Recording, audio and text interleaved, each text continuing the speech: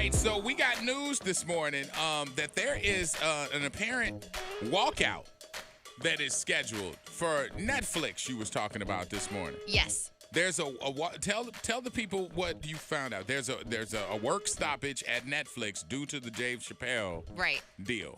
Okay, well they suspended a couple of their employees that walked in and tried to sit down for I guess one of those head meetings, and then they were suspended. People were speculating that one of the people who is actually trans put out a tweet, and that's why she was suspended. That's not the case. It's because they were going to a meeting and trying to take control of the meeting and sit in the meeting. You can't sit in a meeting that you're not invited to. Right, until they crash that. So now it's being said that the trans people who work at Netflix, any trans staff, are going to stage a walkout over the Chappelle special. A whole group of employees is planning a walkout. Wow. They must got a lot of. There must be a lot of trans that work at Which, Netflix. if you got a job and you got a lot of trans folks, that probably is the most trans-friendly company. Very inclusionary. It would be hugely inclusionary. And a phenomenal company to work for. Right, like, you know what I'm saying? Like if you have enough that it's a walkout, Right. that means that, we have such fair hiring that we haven't, gotten any of the blemishes that other companies have gotten. So this might not be the place to walk out from. Well, yeah, they said there's a lot of tension in the workplace right now over Dave Chappelle's special, and that they say there will always be content on Netflix some people believe is harmful, and the transgender community is against this, so they're planning a walkout. The walkout is scheduled for the 20th. Okay, so here's the deal. Everybody knows it. Everybody knows pretty much who has watched the whole thing. Yes. What the closer was about and everything else. And some people just watched the headlines and then got, in their bag and started tweet. I'm going to play show and tell this morning, just real short, but it's going to help. It's going to help you and maybe the folks listening out there understand that maybe Dave Chappelle was on to something. Okay. Dave Chappelle said that, he basically kind of feigned that black people are low-key jealous. And he said himself, but I agree, we are kind of low-key jealous at the LGBTQ plus movement because we all know that you can't mess around with that. It's just like NFL. They say, don't mess with the shield.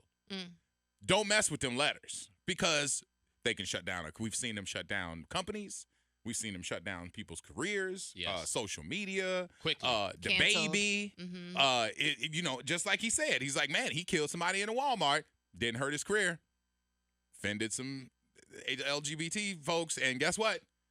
It was a wrap, And so we all get it, and he said it in jest, and he's like, maybe Martin Luther King should have said, maybe we can get on the pride floats, it would have helped our movement. Okay, that was the joke. But think about it this way. And I put this up on socials yesterday and then just saw a headline this morning that actually made it more apropos. John Gruden called DeMaurice Smith's lips basically like Michelin tires. Yeah. Made some racial overtones towards that man that he didn't like. He coached that weekend. He coached that game. Yep. That weekend. They kept investigating.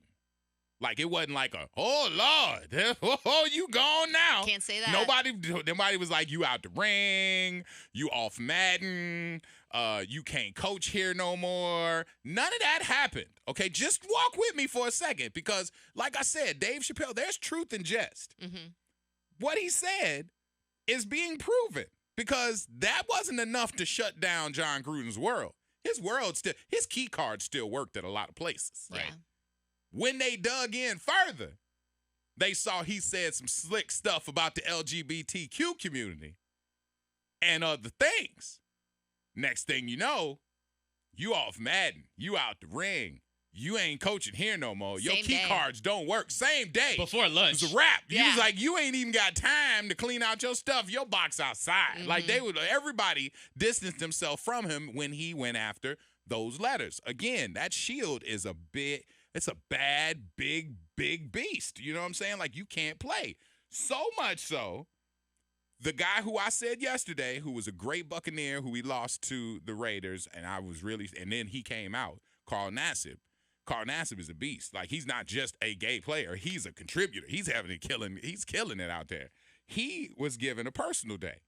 He was? Yeah, he was. Oh. Because the defensive end, Carl Nassib, NFL's only gay player, openly gay, was granted a personal day on yesterday, after his head coach, John Gruden, resigned over the revelation of racist and homophobic emails.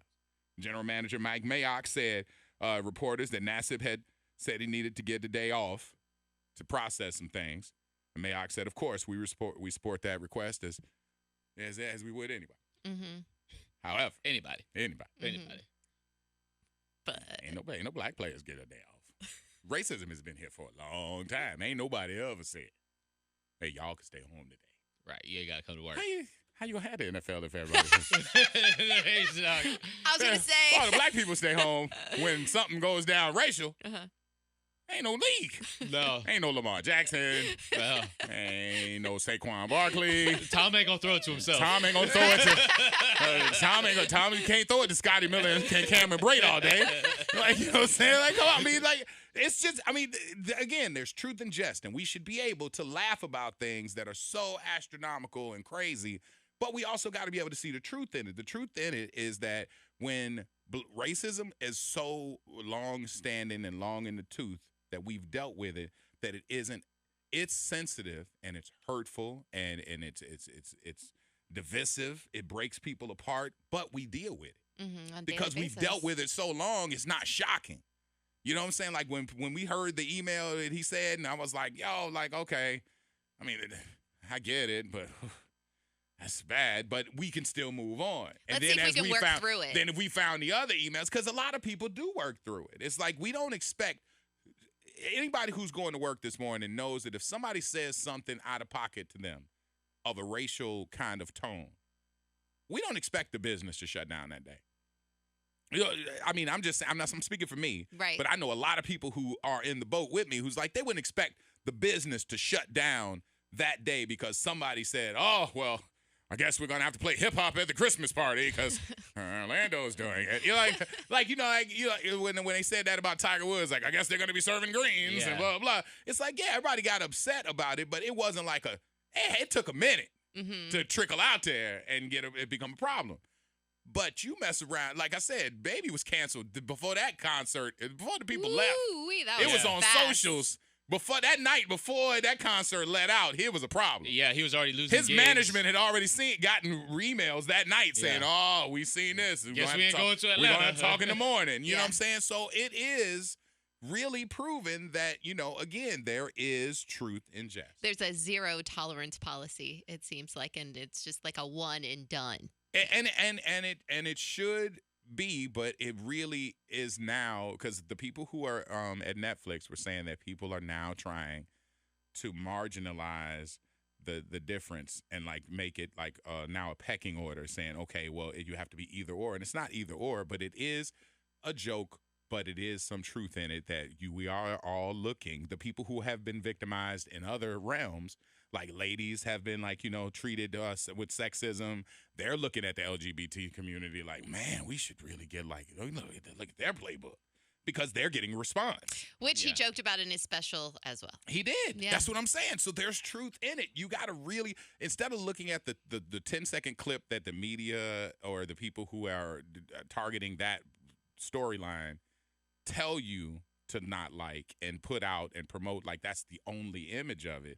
I would say you need to watch the entire thing to get the whole You need to listen view. To what he's saying. And then what he's saying has some truth to it. So it's like you have to respect that kind of genius to work the truth into a comical kind of setting. And of course he stepped over the lines because he does that. That's his thing. Well, that's why people like him. But this is right? proof. This is very telling because it's a week later and it's like, yeah, there's some differences.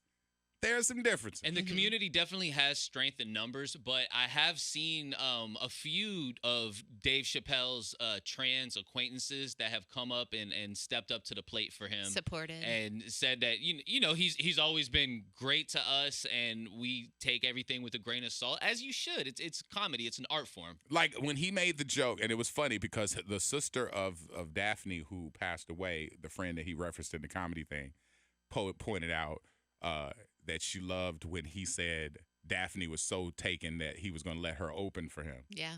And she hugged him, and he said, and it was a long embrace, and he said, I pushed her off of me like boundaries. You know, that's again a joke. I mean, because he said, of course, it didn't go down like that. I'm telling the truth about this, but I'm elaborating with it.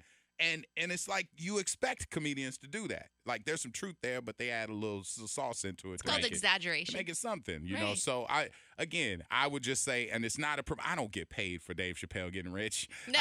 I have nothing to do with Netflix, but it was just a moment where I'm like, yo, we talk every day and we share a lot of truth every day. We're going to do it with Therapy Thursday and try and help folks that way. But this was just something I'm like, yo, this happened this morning. Again. I'm holding a piece of paper with the headline saying Carl Nassib got the day off. Yeah. I'm like, boy, if you gave folks the day off for racial, the world would stop since we created the world. Because, I mean, think about it. I mean, all the slaves was doing the work. So if we got days off for racial stuff, yeah, everything would have stopped. No railroads, no nothing, no baggage would have been made. When the NBA was in the bubble, there was another police shooting, and the players said that they weren't playing that game. It's Minnesota. They had to cancel the whole day's worth of games. Yes. Because when black people say we not coming, we're not playing, it'll shut something down.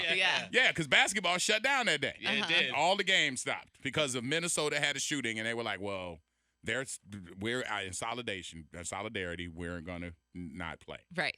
And the league was like, well, then we got no games. Right. They went, are you sure? Yeah. I mean, hockey. Yeah. You can still make it. Yeah. They still went. Tennis, Wimbledon. Yeah. It can go on. Baseball. We got Baseball, the Chicos are coming. The Chicos show up.